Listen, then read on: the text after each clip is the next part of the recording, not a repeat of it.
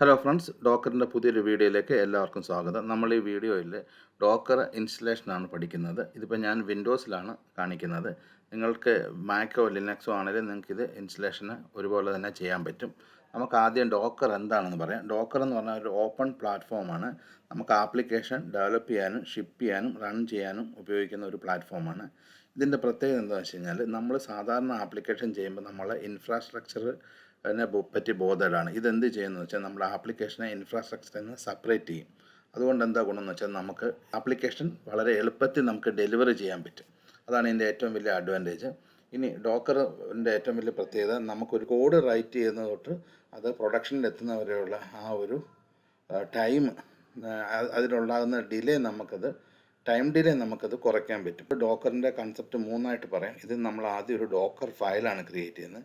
അത് ബിൽഡ് ചെയ്യുമ്പോൾ നമുക്ക് ഡോക്കർ ഇമേജ് കിട്ടും. ആ ഡോക്കർ ഇമേജ് റൺ ചെയ്യുമ്പോഴാണ് നമുക്ക് ഡോക്കർ കണ്ടെയ്നർ കിട്ടുന്നത്. അപ്പോൾ ഈ മൂന്ന് കൺസെപ്റ്റ് ഉണ്ട്, അത് ഓർത്തിരിക്കുക. നമുക്ക് നേരെ ഇൻസ്റ്റലേഷനിലോട്ട് പോകാം. നമുക്ക് ഈ ഇൻസ്റ്റലേഷനിൽ ഏറ്റവും പ്രധാനപ്പെട്ടത് ഡോക്കറിൻ്റെ വെബ്സൈറ്റ് എടുക്കുക. നമുക്ക് കാണാം, അത് https://docs.docker.com ആണ്. ഇവിടെ നമുക്ക് ഗെറ്റ് ഡോക്കർ എന്നുള്ളൊരു ബട്ടൺ ഉണ്ട്, അതേ ക്ലിക്ക് ചെയ്യുക. ഡോക്കറിന് മാക്ക് അതുപോലെ തന്നെ വിൻഡോസിലൊക്കെ നമുക്ക് ലിനക്സ് ഇതിലൊക്കെ നമുക്ക് സെപ്പറേറ്റ് ആയിട്ടുള്ളത് ഓപ്ഷനുണ്ട്. നമുക്കത് കിട്ടും. ഇവിടുന്ന് നമുക്കത് ഡൗൺലോഡ് ചെയ്യാം ഡോക്കർ. ഇനി ഡോക്കറിൻ്റെ ഫയലിൻ്റെ സൈസ് ഏകദേശം ഒരു 600 MB അടുത്ത് വരും. അത് ഡൗൺലോഡ് ചെയ്യുക. അത് ഡൗൺലോഡ് ചെയ്യുന്ന സമയത്ത് നിങ്ങൾക്ക് കുറച്ച് കാര്യങ്ങൾ ചെയ്യാനുണ്ട്. അപ്പോൾ അത് ഞാൻ സ്റ്റെപ്പ് ബൈ സ്റ്റെപ്പായിട്ട് പറയാം. അതിലാദ്യം നമ്മൾ ചെയ്യേണ്ടത്, നമ്മുടെ സിസ്റ്റം റിക്വയർമെൻറ്റ്സ് എന്തൊക്കെയാണെന്നുള്ള കാര്യം നോക്കണം. ഇപ്പോൾ നമ്മളിപ്പോൾ വിൻഡോസ് എടുക്കുന്നത് വെച്ചു, നമുക്ക് ആ വിൻഡോസ് ക്ലിക്ക് ചെയ്യുക. ഇവിടെ സിസ്റ്റം റിക്വയർമെൻറ്റ്സ് നിങ്ങൾക്ക് ഇവിടെ കാണാം. കണ്ടല്ലോ, ഇവിടെ വിൻഡോസിൻ്റെ വേർഷൻ WSL വേർഷൻ. ഈ WSL എന്ന് പറഞ്ഞാൽ വിൻഡോസ് സബ്സിസ്റ്റം ഫോർ ലിനക്സ് ആണ്. അത് നമ്മളുടെ സിസ്റ്റത്തിൽ എനേബിൾ ആക്കണം. അപ്പോൾ അതിനെപ്പറ്റിയാണ് നമ്മളിപ്പം ചെക്ക് ചെയ്യണം. അപ്പോൾ അതിനായിട്ട് നമുക്ക് ആദ്യം ഒരു കാര്യം ചെയ്യാം. അത് ഇൻസ്റ്റാൾ ചെയ്തിട്ടില്ലേ നമുക്ക് ഇൻസ്റ്റാൾ ചെയ്യണം. അതിൻ്റെ വേർഷൻ അപ്ഡേറ്റ് ചെയ്തിട്ടില്ലേ നമ്മൾ ആ വേർഷൻ അപ്ഡേറ്റ് ചെയ്യാൻ വേണം. അപ്പോൾ അതാണ് അടുത്ത കാണിക്കുന്നത്. നമുക്ക് വിൻഡോസ് 6 പ്രസ് ചെയ്യുക, വിൻഡോ കീ +6. എന്നിട്ട് ഇവിടെ നമുക്ക് ആദ്യം വിൻഡോസിൻ്റെ വേർഷൻ നോക്കാം. ഇവിടെ വേർ എന്ന് ടൈപ്പ് ചെയ്യുക, വിൻഡോസ് വേർഷന്. അപ്പം നിങ്ങൾക്ക് നിങ്ങളുടെ വിൻഡോസ് വേർഷൻ ഏതാണോ അത് നമുക്കിങ്ങനെ എടുക്കാൻ പറ്റും. ഇവിടെ നമുക്ക് വിൻഡോസ് 11 ആണ്, വിൻഡോസ് 10 ആണെങ്കിലും കുഴപ്പമില്ല. അപ്പം അതിനുശേഷം നമുക്കിനി അടുത്തത് ഈ WSL, അതായത് വിൻഡോസ് സബ്സിസ്റ്റം ഫോർ ലിനക്സ്, അത് നമുക്ക് എനേബിൾഡ് ആണോ എന്ന് ചെക്ക് ചെയ്യണം. ഇവിടെ നമ്മൾ വിൻഡോസ് ബട്ടണെ ക്ലിക്ക് ചെയ്യുക. ഇവിടെ നമ്മൾ എനേബിൾ എന്ന് ടൈപ്പ് ചെയ്യുക, വിൻഡോസ് ഒന്ന് കൊടുക്കുക. ഇവിടെ നമുക്ക് കാണാൻ turn Windows feature on of, അതേ ക്ലിക്ക് ചെയ്യുക. അപ്പം നമ്മൾ ഈ എനേബിൾ വിൻഡോസ് എന്ന് ടൈപ്പ് ചെയ്യുക, നമുക്കിവിടെ ലിസ്റ്റ് കിട്ടും. അവിടുന്ന് നമ്മൾ turn Windows feature on of എന്നുള്ളത് ക്ലിക്ക് ചെയ്യുക.